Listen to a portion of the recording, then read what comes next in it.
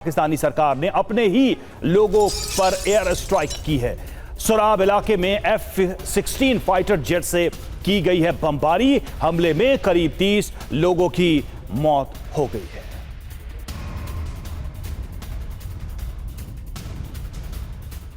और वहीं सोराब हमले से पहले रेकी भी की गई थी। खबर यह कि पाकिस्तानी एयरफोर्स ने ड्रोन का इस्तेमाल किया। रेकी के लिए ड्रोन से इलाके की मॉनिटरिंग की गई, इलाके को मॉनिटर किया। हरी झंडी मिलने के बाद F-16 जेट से बरसाए गए हैं गोले। हमले में मासूम बच्चे भी हताहत हुए हैं। F-16 से गोले बरसाए गए, अपने ही लोगों पर इस तरीके से बमबारी।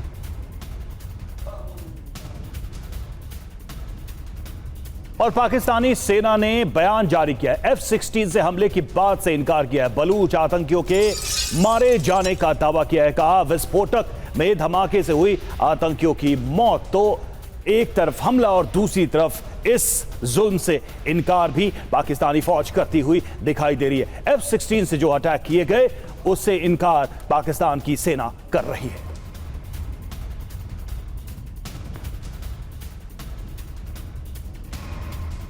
तो मुनीर सेना ने किया अपनों का नरसंहार।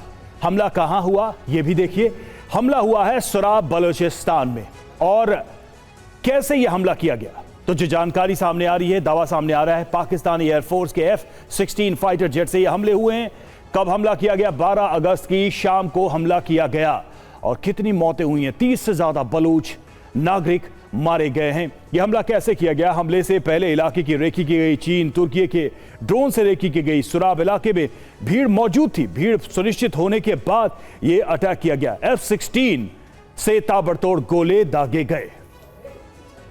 और देखिए हमारे साथ खास मेहमान जुड़े हैं, उनके पास जाए उससे पहले अपने सहयोगी मनीष के पास चलते हैं। मनीष, पाकिस्तान कह रहा है कि ये लोग आतंकी हैं जिन पर हमले किए।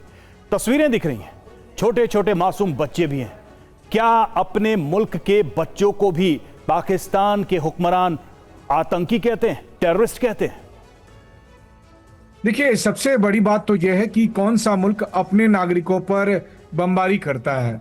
लेकिन अगर आप इतिहास में देखें तो जब 1971 में ईस्ट पाकिस्तान के लोगों पर हमले हुए तो बदले में बांग्लादेश बना। उसी तरह से अगर आप थोड़ा दूर जाएं तो जब यूक्रेन की सरकार ने डोनेट्स्क में 2014 में अपने लोगों पर बमबारी की तो उसका परिणाम देखिए कि डोनेट्स्क जो है एक रूस का हिस्सा बन गया, यूक्रेन से अलग हो गया। अब आइए, बलूचिस्तान में अगर पाकिस्तान की सेना अपने ही लोगों पर एयर स्ट्राइक करती है तो फिर इसका परिणाम क्या होगा? तो इतिहास में अलग अलग जगह पर जो हुआ है वही यहाँ पर भी होगा। वो इसलिए क्योंकि सबसे बड़ी बात है कि अगर मान लीजिए किसी सरकार को लगता है कि यहाँ कानून व्यवस्था का मसला है तो उसको आप उस तरह से डील करेंगे। लेकिन ये पाकिस्तानी सेना के जीन में है कि जब भी उसको विरोध प्रदर्शन को कुचलना हो तो वो उसी तरह के नरसंहार करते हैं जैसे उन्होंने ईस्ट पाकिस्तान में 1971 में किया था, जब 30 लाख लोगों को मारा था उन्होंने। और ठीक उसी तरह से यहां पर भी आप देखिए तो बलूचिस्तान में भी हजारों की संख्या में जो है सो लोगों को मारा गया। हजारों की संख्या में पाकिस्तानी जेल में युवा रहे, बलूच युवा रहे, डिसअपियर हो गए। और अब वो सब कम नहीं हुआ तो कभी ड्रोन से तो कभी फाइटर जेट से लगातार बॉम्बिंग हो रही है। तो इसका परिणाम क्या होगा ये मुझे लगता है कि पाकिस्तानी हुक्मरान को और हमारे मेहमान इरशाद साहब को बखूबी पता है। बिल्कुल।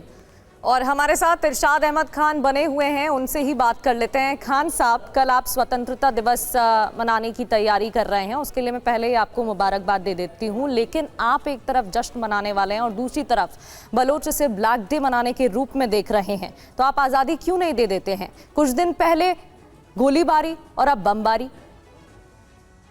बहुत शुक्रिया जी, आपको भी 15 अगस्त को मुबारक हो। देखें, हम जश्न आज़ादी मना रहे हैं और बहुत जोशो खरोश से मनाई जा रही है क्योंकि बहुत सारे ममालिक के सरबराहान आने की उम्मीद है हमें यहाँ पाकिस्तान में, क्योंकि एक बहुत बड़े बड़े MOU भी साइन हो रहे हैं और मुआहदे भी हो रहे हैं और पूरी दुनिया हमारी तरफ मुतवज्जो है। आपको भी मुबारक हो, 15 अगस्त को आप भी जश्न आज़ादी मनाएंगे अपने। हालांकि आप तो मुल्क वहीं मौजूद था, आपने आज़ादी तो नहीं, आपसे तो हम अलहदा हुए थे। दूसरी बात आप कर रहे हैं कि 14 अगस्त आ रही है और हम अपने लोगों को मारें। देखें, अगर दहशतगर्दी को ख़त्म करना, दहशतगर्दों को ख़त्म करना आज़ादी के मसाइल खड़े करता है, तो मैं समझता हूँ कि दहशतगर्दों को और दहशतगर्दी को खत्म करना, जड़ से उखाड़ना खान साहब, लाजिम है। जो आपके सामने जितना लाजिम प्रदर्शन जिसमें करता है, आज़ादी बनाना विरोध हो, करता है, उसको उसे आप दहशतगर्द कह देते हैं। देखिए, जो अपनी बेसिक मांगों के लिए आवाज उठाता है, आप उसे दहशतगर्द कह देते हैं। देखें, एक मांग करना होता है, एक अपनी बात को पहुंचाना होता है। एक तरीका ये होता है कि आप आएं और हुकूमत वक्त से बात करें। एक तरीका ये कौन सा तरीका है कि आप ट्रेन में बम ब्लास्ट कर दें, आप निहत्थे लोगों को मारना शुरू कर दें, आप एजेंसीज के लोगों को अगवा करके जंगलों में ले जाएं और वहां उनकी गर्दनें काटें। ये कौन करता है?